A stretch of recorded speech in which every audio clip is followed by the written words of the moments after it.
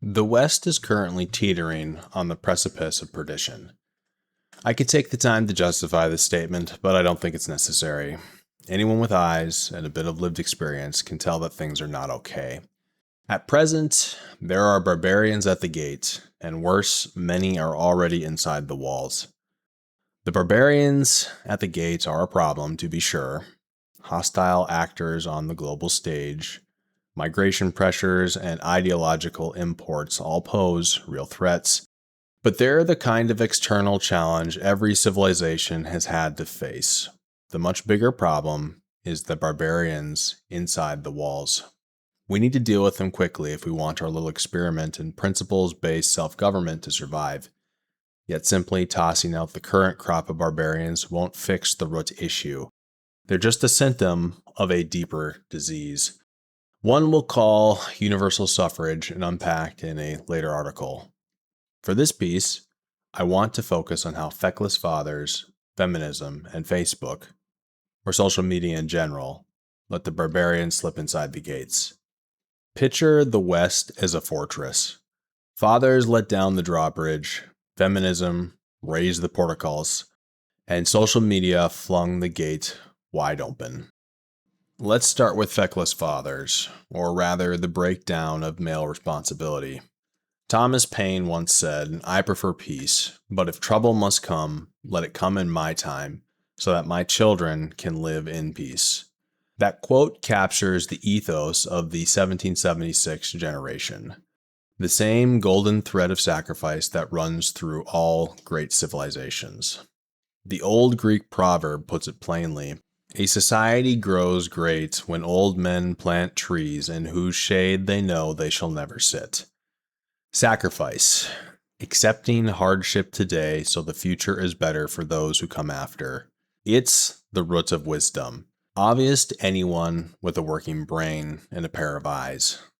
Life hammers the lesson home until you accept it, or it destroys you, whichever happens first. Yet, in the 1960s, we decided to ignore that hard-coded rule. We rolled out no-fault divorce, expanded welfare, and let shotgun marriages fall out of fashion. God has something to say about each.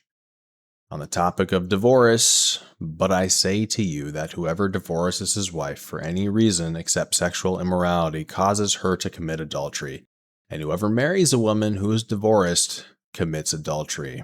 Matthew chapter 5, verse 32.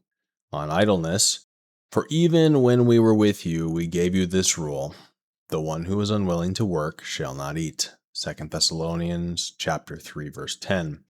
On sexual purity, marriage should be honored by all, and the marriage bed kept pure, for God will judge the adulterer and all the sexually immoral.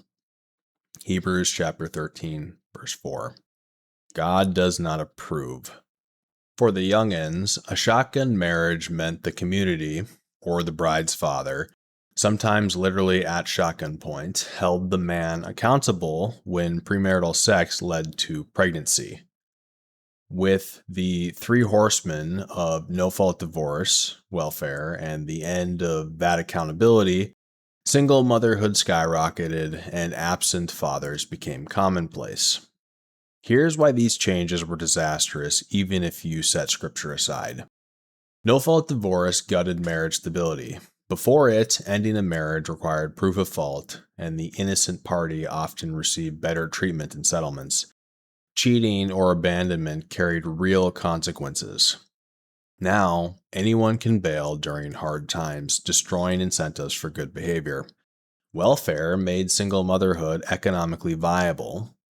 Previously, it often meant destitution, which, harsh as it sounds, strongly incentivized women to reserve sex for marriage.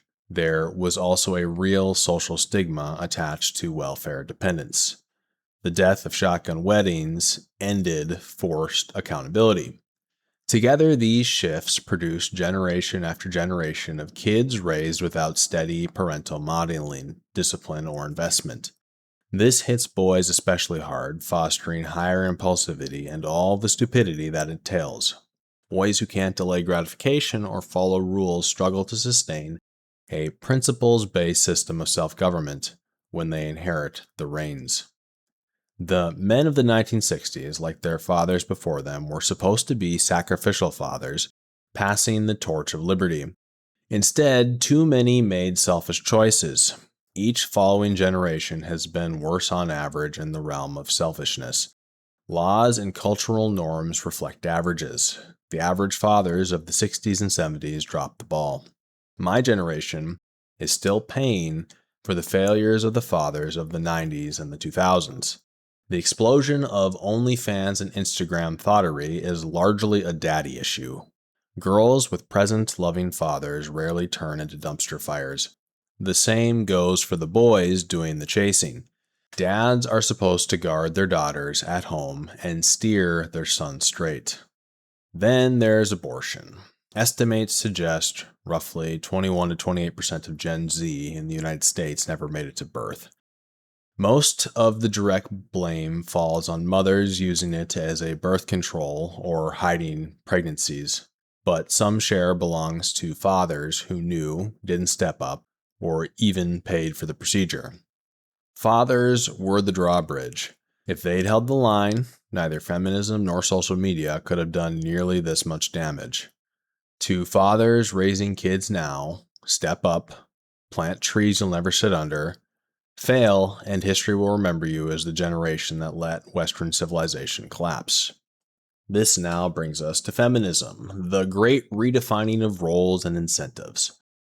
Fatherless homes damage girls too, though it often shows up as inward self-destruction rather than outward violence. Fathers shape children powerfully, often as the primary source of hard, constructive feedback. Mothers, and too many modern feminized fathers, tend toward, "you're perfect just the way you are." Fathers provide the check and balance to this tendency towards overacceptance of poor behavior. That's why it's fair to lay some blame for feminism at the feet of fathers as well. If the drawbridge hadn't been lowered, the rot wouldn't have reached the gates.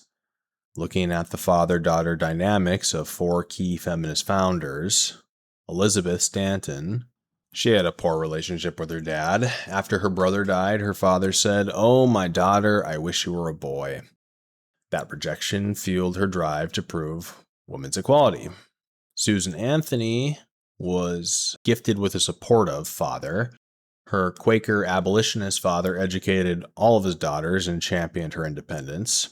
Alice Paul was strict but positive, another Quaker household where female leadership felt normal. And then there's Mary Wollstonecraft, who had a troubled father who was abusive and financially reckless, which ultimately drove her toward independence and rights advocacy. So, awful fathers in some cases, overly enabling one in others, either way, society has ended up paying the tab. The first wave of feminism might have been containable, focused on legal equality.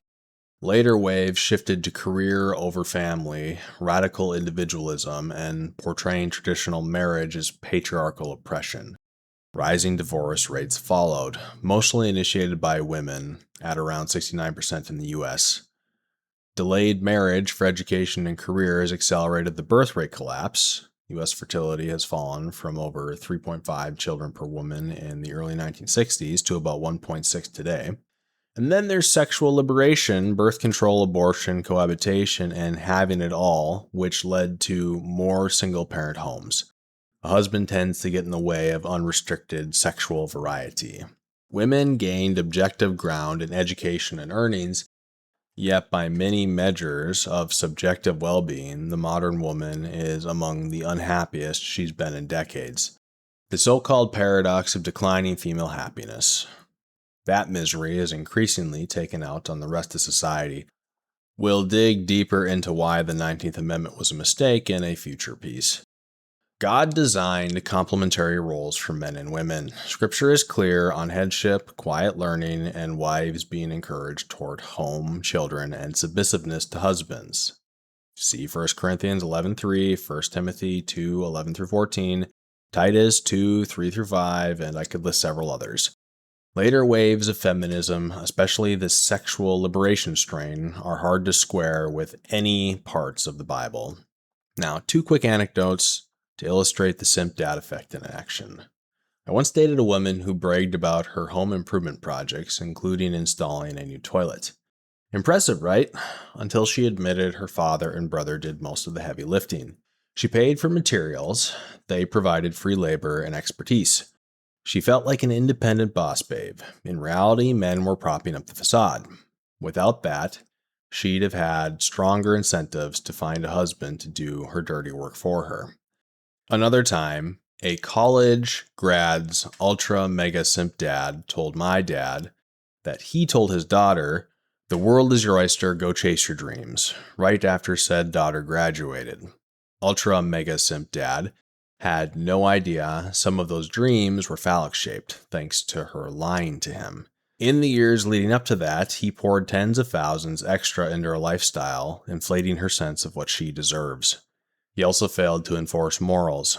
Her compass is bent, and everyone around her now pays for it. In the post-feminist world, fathers are often the last real source of accountability for daughters.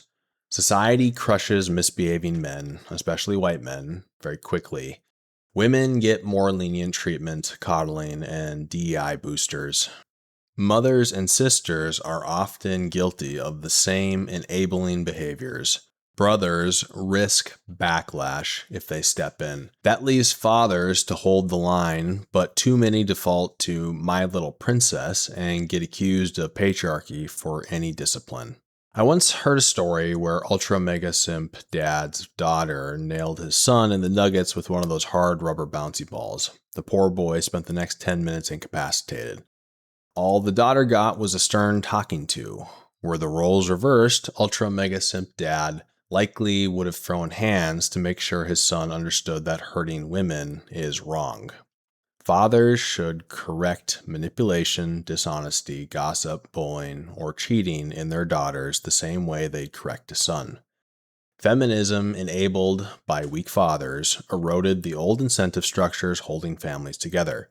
Kids from the resulting single-parent regime are paying now, and they're passing the bill to society.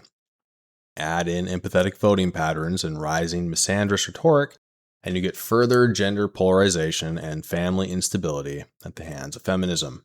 Finally, this brings us to Facebook or social media in general, which has basically been adding gas to the flames. Social media didn't cause these problems, but it certainly supercharged them. Platforms run on ad revenue. More time on site equals more ads equals more money. The user base is saturated, so algorithms maximize engagement by feeding what keeps you scrolling. Often negativity, outrage, and confirmation bias. Humans have a built-in negativity bias. We complain more than we compliment. The results? Polarization, echo chambers, and the worst behaviors rising to the top as normal. As a male engineer and right-winger, my feed is full of jets, cars, hot women, Elon, and similar voices. It works the same for everyone else. It shrinks the world in harmful ways, especially for comparison-minded people, often girls. A Midwest farm girl now measures herself against California influencers. Aggregated, coastal-dominated content creates a brainwashing effect. On families, before, if Mary Sue fought with Johnny in a small town, she'd eventually realize he was her best realistic option. Now she scrolls past hundreds of better men and shops around instead of fixing what's broken. Comment sections on relationship posts are full of simps and rivals cheering breakups. You can see the toxic mate suppression all the way down. Social media turned private grievances public and infinitely scalable. I think you're wrong becomes the whole internet agrees, so I must be right. Social media threw open the gate. It's fitting because it's inside your home, omnipresent, always watching, optimizing for profit over preserving your marriage, your sanity, or civilization itself. So in conclusion, fathers lowered the drawbridge, feminism raised the protocols, social media opened the gates, the barbarians are now inside. What are you going to do? Pick up a sword and fight, or go quietly into the night? Time is short. We may have 1 or 2 generations left to turn this around. If you're fighting, fathers, be present and raise your kids on the path of righteousness. Everyone else, ask what's best for future generations and act on it. Reject feminism in its current misandrous form. Hold women accountable and demand merit-based competition. No more DEI handouts. Limit social media ruthlessly, especially for kids and young girls. Make it a small part of adult life, if any. If you're not fighting, I pity you the same way I pity a fat, neutered house cat.